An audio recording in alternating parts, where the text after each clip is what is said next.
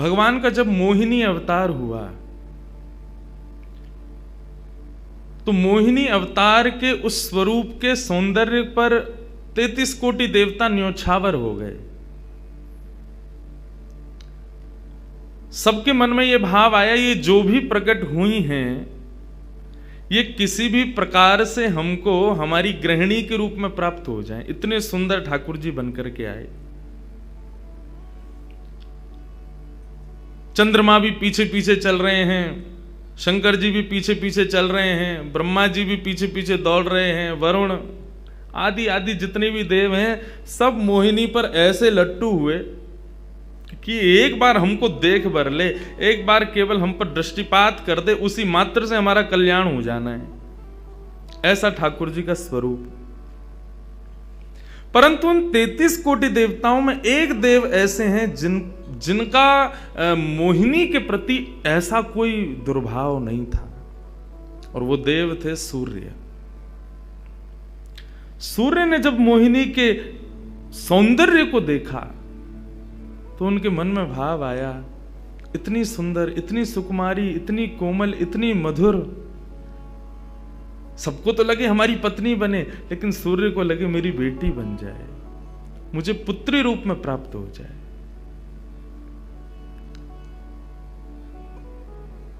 जब सूर्य के हृदय में यह भावना उत्पन्न हुई तो मोहिनी ने कटाक्ष नेत्रों से सूर्य की ओर देखा, बाकी किसी को देख ही नहीं रही हैं, और देख करके केवल ठाकुर जी ने उनको इशारा किया, बोले तो आपकी ऐसी इच्छा है? सूर्य बोले जी भगवान, मेरी बहुत अभिलाषा है कि आप पुत्री रूप में मेरे यहां पधारो। ठाकुर जी बोले इतना साधारण नहीं है हमको प्राप्त करना, पुत्र रूप में प्राप्त करना फिर भी साधारण होगा, लेकिन पुत्री भाव में ये तो असाधारण है, इसके लिए आपको तप करना पड़ेगा। सूर्य बोले मैं आज से ही तप करूंगा, लेकिन आप वचन दो मेरे यहां पधारोगे और इसी रूप में पधारोगे। मोहिनी ने कहा यदि मैं तुम्हारे भजन से प्रसन्न हुई, यदि तुम्हारी भक्ति में, तुम्हारे प्रेम में प्रबलता हुई, मोहिनी 33 कोटि देवताओं को मोहित करती है, लेकिन तुम्हारे भजन के प्रभाव से मैं जब तुम्हारे यहां अवतरित होंगी तो मोहिनी को भी मोहित करने वाला रूप धारण करके आऊंगी। मोहिनी जिसने तीनों लोकों को अपने रूप पर न्योछावर कर दिया, वो मोहिनी भी जिस रूप को देख करके मोहित हो जाए, वो रूप आएगा आपके यहां पर। वही सूर्य वृषभानु जी के रूप में प्रकट हुए हैं, और जब वृषभानु जी के रूप में प्रकट हुए, उससे पहले एक राजा के रूप में भी आए थे, तब भी इन्होंने तपस्या की थी, लेकिन ठाकुर जी नहीं पधारे। जब वृषभानु के रूप में प्रकट हुए तो इन्होंने ठाकुर जी का यजन करना बंद कर दिया, ब्रह्मा जी का यजन प्रारंभ किया, ब्रह्मा जी से प्रार्थना की। ब्रह्मा जी प्रकट हुए, बोले क्या वरदान चाहिए? बोले वरदान आपसे नहीं चाहिए, वरदान हमको किसी ने कहा था कि वे हमारे यहाँ पुत्री रूप धारण करके आएंगे, मुझे लग रहा है वो कहीं भूल नहीं गए हो, इसलिए ब्रह्मा जी आप बहुत करीब हो ठाकुर जी के, आप उनको जाकर के संकेत करो कि कोई आश में बैठा उनकी में। जब से मोहिनी स्वरूप देखा तब से हम पागल हुए फिर रहे हैं, 33 कोटि देवताओं के मन में यही आता है कब प्रकट होंगी दोबारा। कृपा करो, आप प्रार्थना करो कि वो पधारें। ब्रह्मा जी बोले आपके भजन में इतनी सामर्थ्य है कि ठाकुर जी मना नहीं कर सकते। बोले तो फिर मुझे विश्वास के लिए कुछ तो कह करके जाओ। ब्रह्मा जी बोले मेरी जिम्मेवारी बन जाए, इसलिए चलो इस पर्वत के रूप में मैं विराज जाता हूं। और बरसाना पर्वत के रूप में श्री ब्रह्मा जी विराज गए। ठाकुर जी आएंगे, मैं जिम्मेवारी लेता हूं, इसलिए मैं ही पर्वत बन के बैठा हूं। ब्रह्मा जी ने जाकर के प्रार्थना की। ठाकुर जी बोले मैं तो सच में ही भूल गया था कि मुझे जाना है। बोले भगवान वो बहुत प्रतीक्षा कर रहे हैं आपकी। वृषभानु जी का भजन कैसा बताया। वृषभानु जी की एक ही इच्छा है कि मेरे पास जो पुत्री रूप ठाकुर जी का आवे, ठाकुर जी मोहिनी बनकर के आए तो 33 कोटि देवताओं के हृदय में ठाकुर जी के प्रति वात्सल्य भाव प्रकट नहीं हुआ, प्रेम भाव प्रकट नहीं हुआ, कुछ और ही भाव था उन देवताओं का।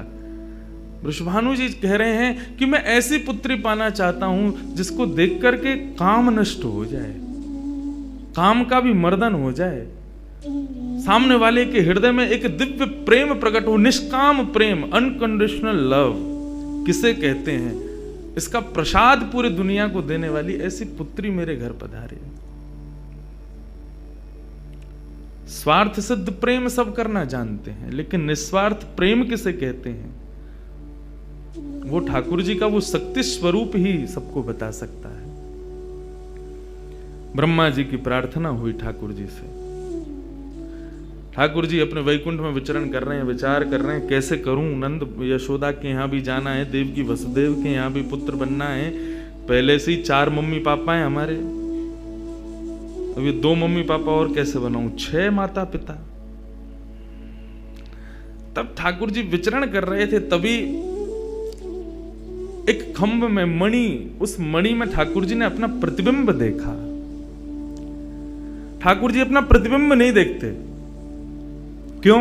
बहुत कम देखते हैं। जब श्रृंगार आरती होती लाल जी की तभी इनको प्रतिबिंब दिखाते हैं, और उस प्रतिबिंब में भी इतने इतराते हैं महाराज, उसमें भी स्वयं को देख करके खुश हो जाते हैं, वाह मैं कितना प्यारा लग रहा हूं। अपना प्रतिबिंब ठाकुर जी इसलिए नहीं देखते क्योंकि स्वयं ठाकुर जी मोहित हो जाते हैं खुद ही पर।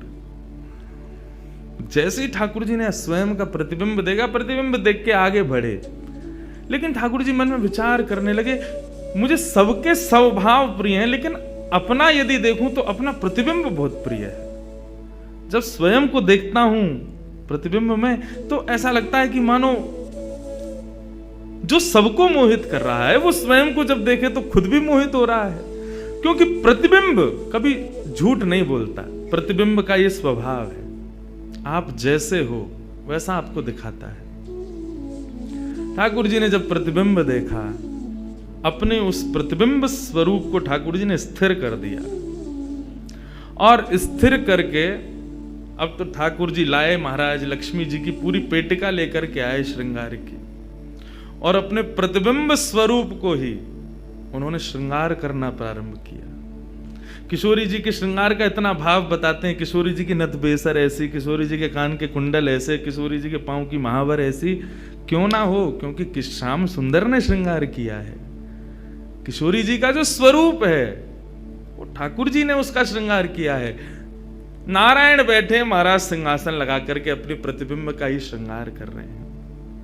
मोर पीछ हटाया, मुकुट उतार के दूर रखा, घुंघराले केशों को खोल दिया, नेत्रों में सुंदर सुंदर छोटा छोटा काजल लगाया, माथे पर एक सुंदर बिंदिया लगाई है, होठों पर निर्मल लालिमा लगाई है, गले में हार पहनाया, सर्वांगीण श्रृंगार किया, और लक्ष्मी जी की चुनरी ला करके जैसे शीश पर से चढ़ा करके ठाकुर जी ने थोड़ा सा जो श्याम रंग है उसको जैसे ही गौरवर्ण किया, वैकुंठ के उस प्रतिबिंब में से मानो जैसे सूर्य चंद्र का एकाकार रूप प्रकट हो गया हो, इतना तेज पुंज प्रकट हो गया कि ठाकुर जी भी अपने नेत्रों को छुपाने लगे। थोड़ी देर नेत्रों को बंद करने के बाद जब बड़ी धीरे से ठाकुर जी ने जब अपने प्रतिबिंब की ओर देखा तो किशोरी जी का दिव्य स्वरूप वहां प्रकट हो गया। ठाकुर जी ने दंडवत किया, पहले प्रणाम, हे श्याम सुंदर, आपने ही मेरो निर्माण कियो है, आपने ही मुझ को प्रकट कियो है। क्या भाव है? ठाकुर जी बोले कोई भाव नहीं है, केवल मोहिनी भाव से 33 कोट देवता मोहित हुए थे, लेकिन मैं मोहित नहीं हो पाया था, इसलिए तब से मैं भी तड़प रहा था कि मुझे भी कोई मोहित करे, उस मोहिनी को भी मोहित कोई करे। वो स्वरूप आज प्रकट हुआ है। धर्म की स्थापना हुई, ज्ञान की स्थापना हुई, भक्ति की स्थापना हुई, वैराग्य की स्थापना हुई, लेकिन अंततो गत्वा इस संसार का सार जो प्रेम है उसकी स्थापना नहीं हुई है। उसके लिए आपका अवतार धारण करना अति आवश्यक है। आप मेरी शक्ति हैं, आप मेरी आत्मा हैं। पूरा विश्व और पूरे विश्व की दिव्य चेतना किसकी प्राप्ति के लिए दौड़ रही है?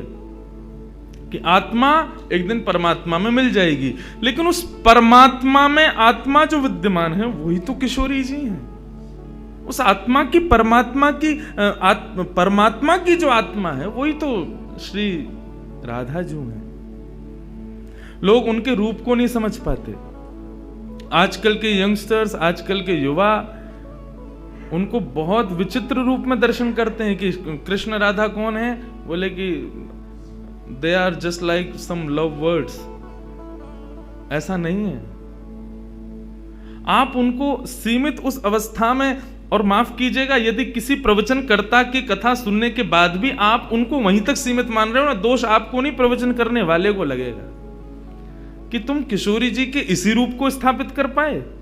इसीलिए कथाओं में ज्यादा किशोरी जी का प्रसंग ना हम कहते हैं ना उसका स्पर्श करते हैं। स्पर्श करने पहले से भी 100 बार सोचते हैं।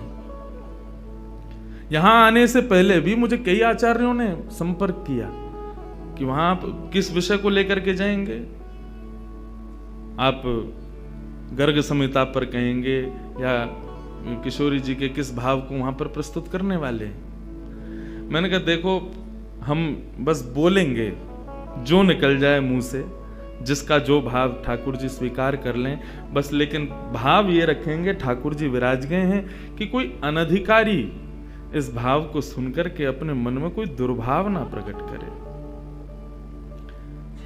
ब्रजवासी बहुत डरते हैं किशोरी जी के भाव को कहने में, क्योंकि जब सामने वाले से प्रत्युत्तर के रूप में कुछ विलग ही सुनने को मिलता है तो बहुत कष्ट होता है हृदय को कि तुमने किशोरी जी को क्या समझा, वो क्या है और तुमने उनके किस रूप को जाना। वो ठाकुर जी का ही प्रतिबिंब स्वरूप है, ठाकुर जी का ही आत्मा स्वरूप है। और एक बात कहूं, प्रतिबिंब से और आत्मा से प्रेम किया जा सकता है, ब्याह नहीं किया जा सकता, क्योंकि प्रतिबिंब और आत्मा ये दोनों हमसे अलग नहीं है। ब्याह के लिए एक अलग व्यक्ति चाहिए, एक हमसे कोई अलग हो, हमसे कोई जुदा हो, 2 लोग चाहिए तब ब्याह संपन्न होता है। लेकिन कृष्ण और राधा, इन दोनों में भेद है ही नहीं। किशोरी जी और ठाकुर जी में कभी भी कदापि कोई भेद नहीं है। बल्कि लीलाएं अभी सुनेंगे हम लोग, कभी कभी ठाकुर जी जब किशोरी जी का रूप धारण करते हैं तो किशोरी जी से ज्यादा गोपियों को सुख देते हैं।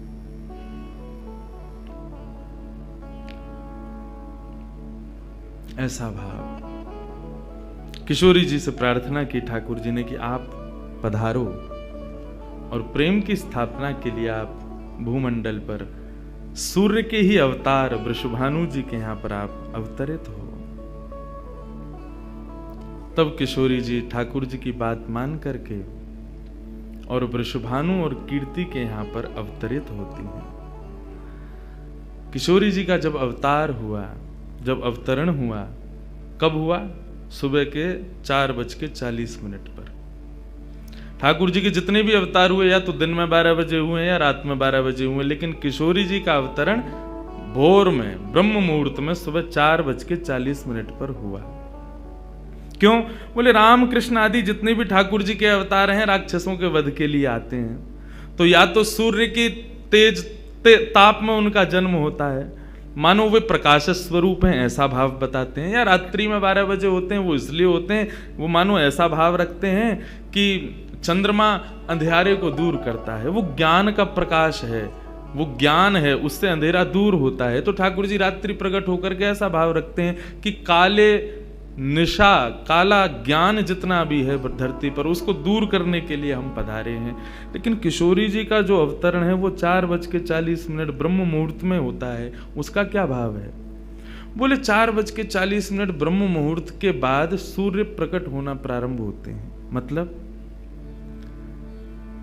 सारे मंगल कार्य ब्रह्म मुहूर्त में होते हैं। चिड़ियाओं का चहकना, कई पुष्पों का प्रकट हो जाना, मानव के मस्तिष्क में आज मुझे क्या करना है, वो दिव्य चेतना का प्रादुर्भाव होना, ये सब कुछ सुबह ब्रह्म मुहूर्त से प्रारंभ होता है। और सबसे बड़ी बात, सूर्य प्रकट होते हैं, धीरे धीरे धीरे धीरे अंधेरे को दूर करते हैं और धीरे धीरे धीरे गतिमान होते हैं 12 बजे तक। तो किशोरी जी का प्रादुर्भाव ब्रह्म मुहूर्त में हुआ, इसका ऐसा भाव बताते हैं कि मानो वो प्रेम जिस प्रकार प्रादुर्भाव से लेकर के और आगे के गंतव्य तक नित्य प्रति बढ़ता रहे, उसका वर्धन हो, वर्धन करने के भाव से किशोरी जी ब्रह्म मुहूर्त में पधारी। क्योंकि वर्धन होना ही एक नवीन दिन का ब्रह्म मुहूर्त से प्रारंभ होता है। ऐसे ही प्रेम का वर्धन, भक्ति का वर्धन, भाव का वर्धन, उन सब का वर्धन करने का प्रतीक है किशोरी जी, इसलिए ब्रह्म मुहूर्त में जन्मी है।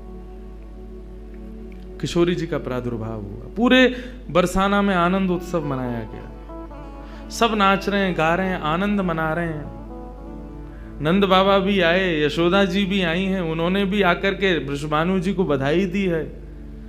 सब कुछ हुआ, लेकिन किशोरी जी के प्रादुर्भाव में एक वैचित्र था। क्या? दिन बीत गए 8, लेकिन किशोरी जी ने अभी तक नेत्र नहीं खोले। अभी तक किशोरी जी केवल एक छोटी सी बालिका हैं, एक सुकुमारी हैं, परंतु अभी तक किसी को भी किशोरी जी के नेत्रों का दर्शन नहीं हुआ। अभी तक किशोरी जी के नेत्र नहीं खुले हैं। इस बात से कभी कभी चिंतित हो जाते हैं वृषभानु जी और कीर्ति कि हमारी लाली है तो गई है, लेकिन पता ना क्यों अपने नेत्रन को नहीं खोल रही है। कभी कोई संत आ जाए, कोई वैष्णव आ जाए, कोई ब्राह्मण आ जाए, तो उनसे निवेदन करते हैं कि हमारी लाली नेत्र नहीं खोल रही। तब देवताओं ने नारद जी को भेजा, आप जाओ और जाकर के वृषभानु जी के इस मन के भाव को पूर्ण करके आओ, किशोरी जी के सुंदर नेत्रों का दर्शन उनको कराओ। तब श्री नारद जी महाराज का आगमन हुआ। नारद जी जैसे ही आए तो वृषभानु जी ने नारद जी को देखते ही सबसे पहले अपने पुत्र को बिठा दिया। श्री दामा से मिलो, हमारा लाला है। नारद जी उससे मिले, उसका सब देखने लगे। नारद जी मन में विचार कर रहे हैं कि ये उनसे कब मिलवाएंगे, किशोरी जी का दर्शन कब होगा।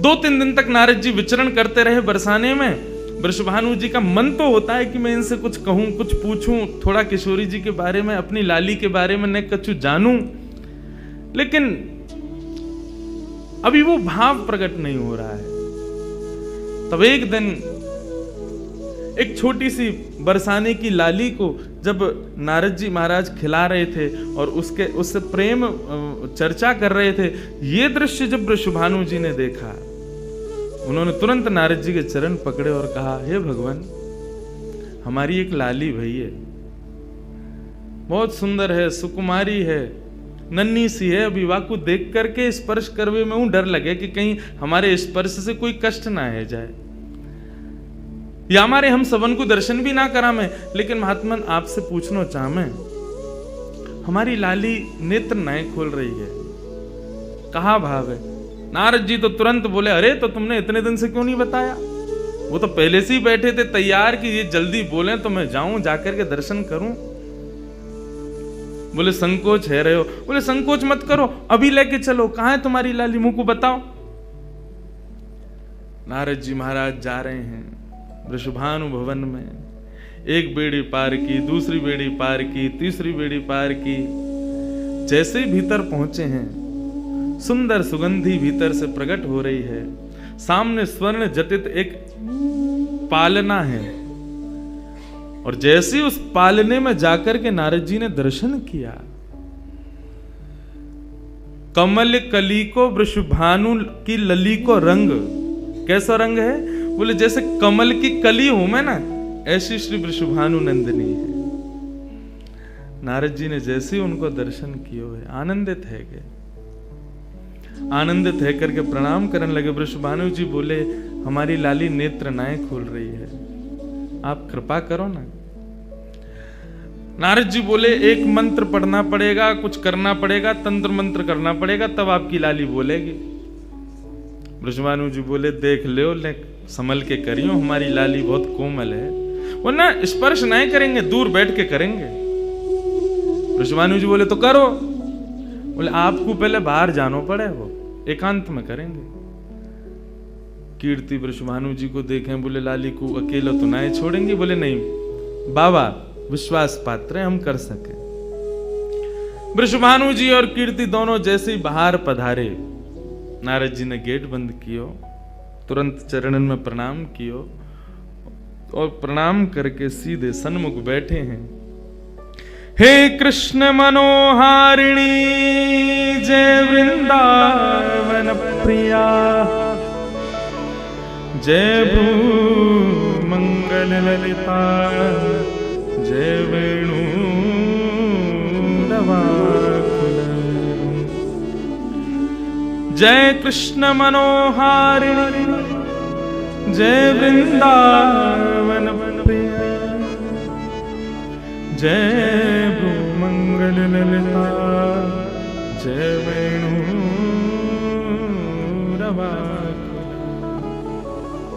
जैसे ही नारद जी के मुख से ये शब्द प्रकट हुआ, जय कृष्ण मनोहारिणी, ये कृष्ण मनोहारिणी शब्द जैसे ही नन्ही सी श्री किशोरी जी के कान में कृष्ण शब्द गयो, कृष्ण शब्द जाते ही नन्ही सी किशोरी जी के नेत्र अपने आप धीरे धीरे धीरे धीरे खुलन लगे, मुख पर एक प्रसन्नता सी प्रकट है गई। नन्ही सी किशोरी अभी करवट लेनो भी नहीं जाने, लेकिन जैसे ही बार बार ये श्लोक का गान नारद जी के द्वारा हो रहा है, जय कृष्ण मनोहारिणी जय वृंदावन प्रिय, इसको सुनकर के किशोरी जी जो अभी करवट लेनो भी ना जाने, वो अपने पालना को पकड़ करके अपने पालना से उछक करके वहीं से झांक करके श्री नारद जी को देख रही हैं। और नारद जी ने जैसे किशोरी जी के रूप को देखो है, सुंदर मृगनयनी किशोरी जी आज नारद जी को देख रही हैं। मुख में भी दांत ना है, बिना दांतन के किशोरी जी के मुखमंडल की प्रसन्नता देख करके नारद जी आनंद विभोर हो गए। नारद जी बोले, आपको ये कीर्तन भायो, आपको ये कीर्तन प्रिय लगो? किशोरी जी के मुख से केवल किलकारी निकल रही है। नारद जी ने उठाई अपनी वीणा करताल और जय कृष्ण मनोहारिणी जय वृंदावन प्रिय, और इसी का कीर्तन करते हुए वहां नाचने लगे, नृत्य करने लगे, चारों ओर घूम रहे हैं। बीच में पालने में श्री किशोरी जी बैठ करके और करताल बजा रही हैं और करताल बजा करके आनंदित हो रही हैं। वृषभानु जी बाहर खड़े, बोले कि भीतर तो कीर्तन चल रहा है, करताल की आवाज आ रही है, वीणा बज रही है। तभी उनने कान लगा करके सुनो तो नारद जी गा रहे, जय कृष्ण मनोहारिणी जय वृंदावन प्रिय, जय भ्रू मंगल ललिता, जय वेणु रवाकुल। वृषभानु जी ने ये स्वर सुन लिया, लेकिन जैसे ही थोड़े से गए हैं और खिड़की में जाकर के भीतर झांक करके देखा, अद्भुत दृश्य। नन्ही सी किशोरी, ज्यादा से ज्यादा 8 दिन की होंगी, 10 दिन की होंगी, अपने पालना में पौड़ करके स्वयं को झुला रही हैं, करताल बजा रही हैं। चारों तरफ नारद जी वीणा बजा करके, करताल बजा करके आनंद से किशोरी जी को मुखोल्लास कर रहे हैं। ये दृश्य देख करके श्री वृषभानु जी को एक बार तो मूर्छा आ गई, मैं वास्तव में 8 दिन की बालिका को देख रहा हूं। उन्होंने कीर्ति को कुछ नहीं बताया। नारद जी महाराज ने प्रणाम किया, तब किशोरी जी की सहचरियां प्रकट हुई और कहा कि हे नारद, आपने हमारी किशोरी जी को बहुत सुख प्रदान किया है। जब कभी भी आपको ऐसा दर्शन करना हो तो हम आपको कुछ स्थान बता रहे हैं। गोवर्धन, श्री यमुना पुलिन और ब्रज कुंज, इन 3 स्थानों पर आप जब कभी भी हमारी किशोरी को स्मरण करके यही कीर्तन को गान करोगे, किशोरी जी को यही स्वरूप आपको दिखेगा।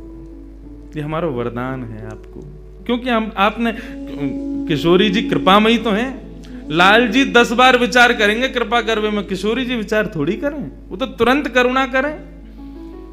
नारद जी जाओ, जब कभी भी लाडली को दर्शन करना हो यही भाव से कर लियो।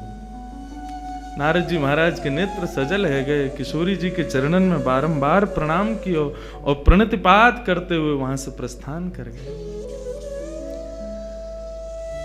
किशोरी जी फिर से नेत्र बंद करके अपने पालना में पौड़ गई। कीर्ति जी बोली, बाबा आयो टोना टोटका करके गयो, तब वो हमारी लाली के नेत्र तो खुले नहीं। कीर्ति जी गोद में लेकर के सुला रही है, नेक नेक थोड़ी सी संकुचित है करके रुदन करना प्रारंभ कियो। सो इतने में वृषभानु जी आए और वृषभानु जी बोले, नेक दियो लाली को, और किशोरी जी को गोद में लेकर के वृषभानु जी बोले, हे कृष्ण मनोहारिणी। जैसे ही बोले तुरंत किशोरी जी के नेत्र फिर से खुल गए, फिर से अपनी किलकारी भर करके कीर्तन में करताल बजाने लगी, आनंद विभोर हो गई।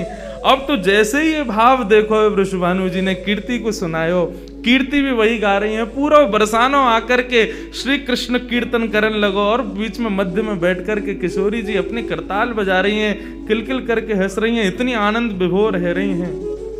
तब सबन को ये भेद पतो चलो, कहा कि ये श्री कृष्ण की आत्मा है, ये उनसे विलग नहीं है, वे ही या को सर्वस्व है।